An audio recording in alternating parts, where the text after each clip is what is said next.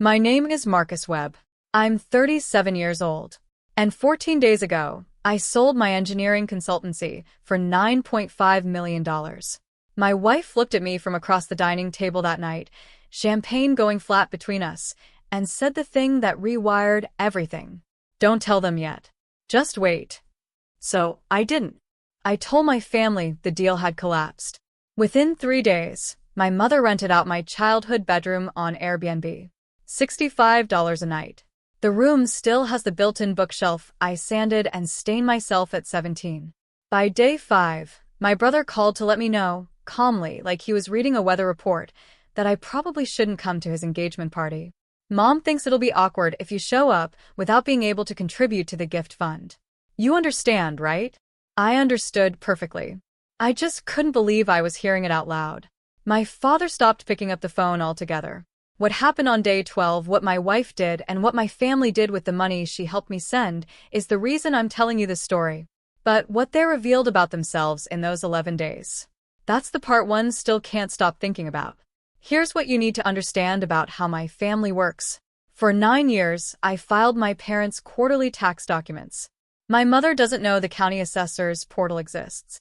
She knows my number, and she knows how to send a voice note that starts with Marcus.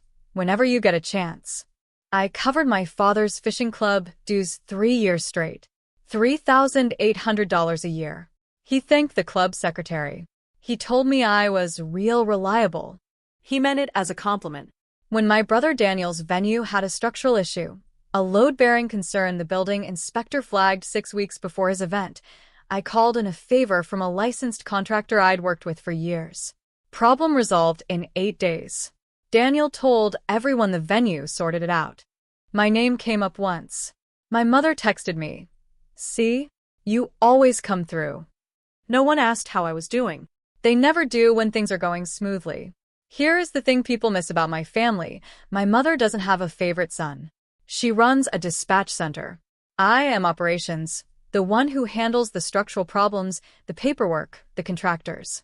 My brother Daniel is public relations, the one who shows up, posts the photos, keeps the family's social image polished and warm. We're both on call. Just different departments. My wife Elena noticed it before I did. We were sitting on the back porch one evening after the kids were asleep, when she set her glass down and said it quietly, almost to herself. When is the last time anyone in your family called you without needing something? I opened my mouth, closed it. Later that night, I went through 8 months of call logs from my mother. 41 calls. Every single one was a task. The insurance renewal. The roof contractor. Daniel's venue problem. The property tax extension. Not one. How are you? Not one. I was thinking about you. Not one call that existed without a job attached. I checked with Daniel casually one afternoon, asked how often Mom called him just to talk. He laughed. Mom doesn't call to talk. She calls to assign. That was the moment I understood. This wasn't a family. It was a company. And both of us had been working for free. Drop a comment if this sounds familiar. Because what happens next is something I never saw coming. Elena said something that night I haven't been able to shake. Before you tell them the truth, just wait 1 week. See who notices you when you're not providing something. I told her I couldn't lie outright. She said I didn't have to. Just don't volunteer. So I sent my mother a text. Hey Mom, the deal fell through. It's been a rough week. I gave her an opening. A chance to call back and say, tell me everything. Tell me what you need. Her reply came 11 minutes later. Oh no. Can you still look at the insurance renewal? Your father keeps putting it off. My career had just collapsed as far as she knew. Her first response was checking whether I was still operational. Day 1. My mother posts 3 Instagram stories about Daniel's engagement venue tour. Golden hour photos. Champagne flutes. Caption. Future mother-in-law energy. Meanwhile, her other son's professional life just crumbled. But I'm not a scheduled event. I'm back office. Back office doesn't get stories. My father calls that evening. Brief, distracted. You okay, bud? Before I can answer, I hear my mother calling him to dinner. Listen, I've got to go. We'll catch up. Click. He doesn't call back. Day 3. Daniel texts. Long message about the caterer needing a final head count by Friday. A photo of 2 menu options. And then, almost as an afterthought at the bottom. Also, Mom mentioned your work thing. That sucks. Anyway, Friday, the caterer needs a number. That evening I scrolled back through 8 months of my mother's texts. Every message was a task. Not one, thinking of you. The thread read like a service ticket log. Timestamps. Requests. Expected delivery dates. I'm not a son in this thread. I'm a vendor with unlimited availability and no invoice. Day 4. My college friend Priya sends a screenshot. An Airbnb listing. My childhood bedroom. $65 a night. 3 photos, clean linen, a small succulent on the nightstand, and the bookshelf. The one I built at 17. Sanded every shelf by hand. My mother's listing description. Cozy character room. Recently refreshed. Quiet street. Garden view. Recently refreshed.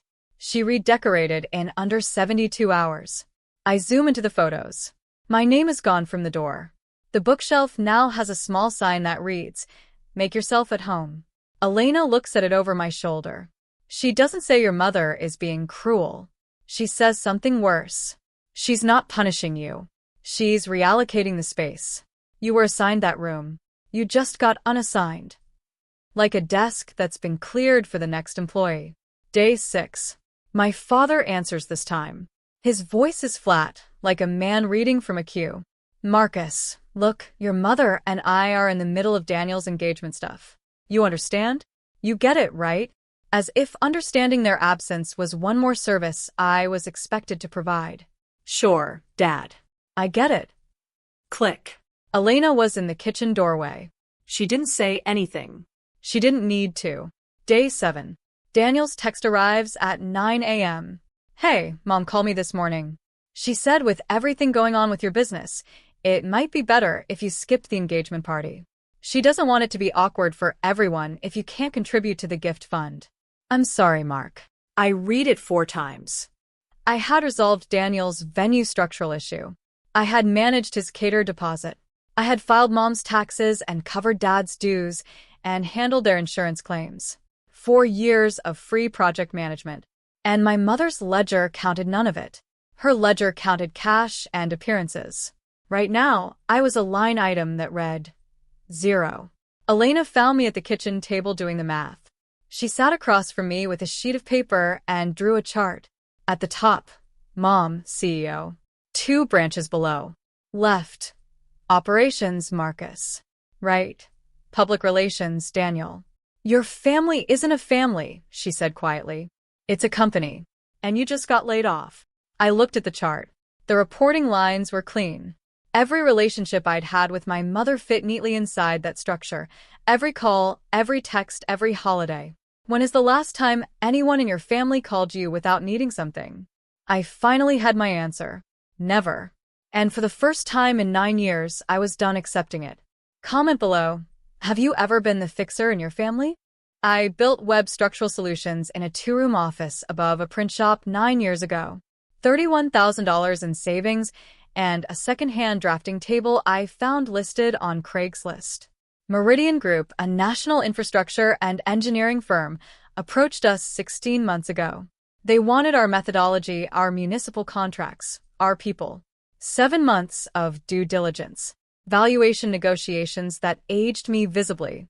I made sure all 23 of my employees kept their jobs. That mattered more to me than any number.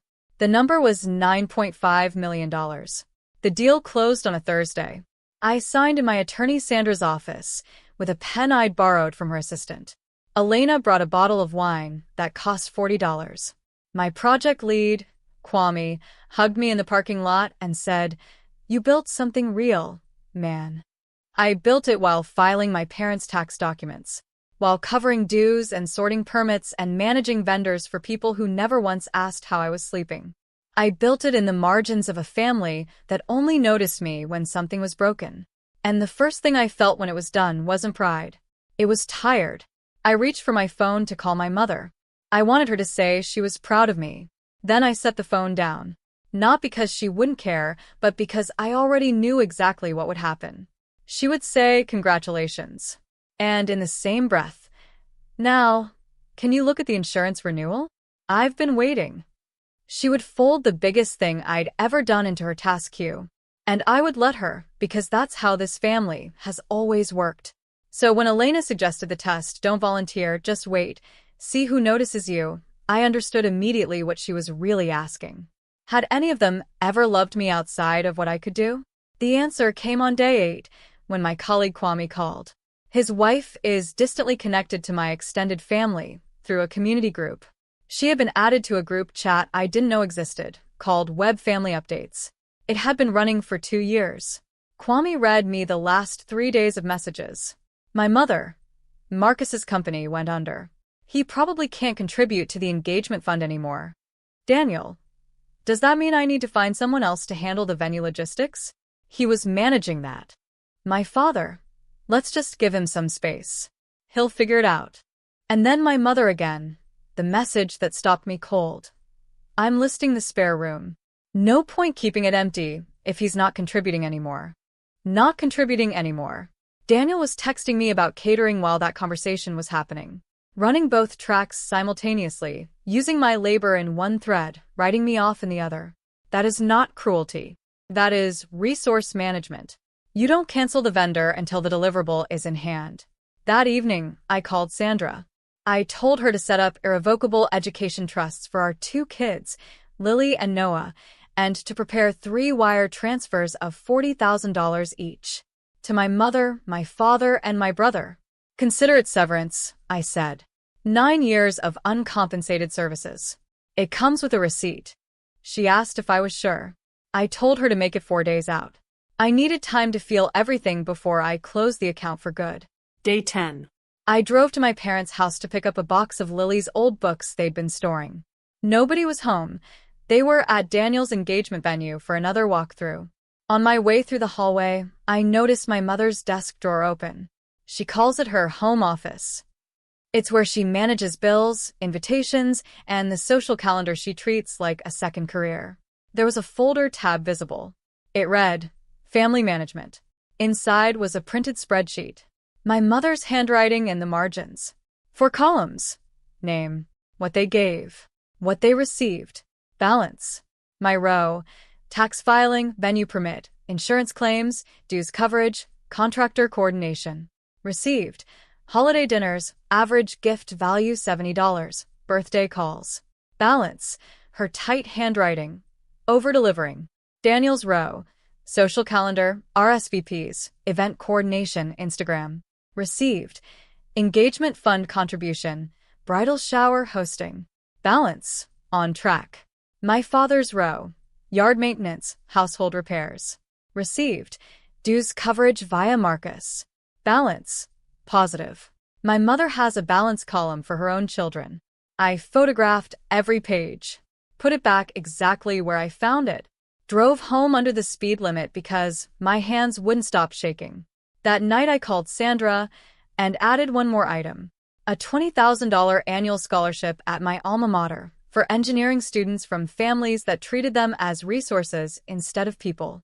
I asked her to call it the balance fund. My mother's spreadsheet had a balance column. I wanted to build one that tilted toward the people who had been over-delivering their whole lives with no one keeping score on their behalf. Day 12. 6 in the morning. I dressed in the same jacket I wore when I signed the acquisition papers. Made coffee. Sat at the kitchen table. 3 transfers. 3 taps. $40,000 each. Memo. From the son you wrote off. Send, send, send. I made a second cup of coffee and waited. By 7:30, my father had texted. "Marcus, what is this?" By 8 o'clock, "Daniel, why did you send me $40,000? What's going on?" By 8:15, my mother called. I let it ring. Her voicemail was not worried. It was offended, as if receiving $40,000 from her son was an unscheduled transaction that disrupted the ledger. At 2 in the afternoon, I sent a group message. I wrote it like a project closeout memo. The acquisition of Webb Structural Solutions closed 14 days ago for $9.5 million. The deal did not fall through. I told you it did to see what you would do.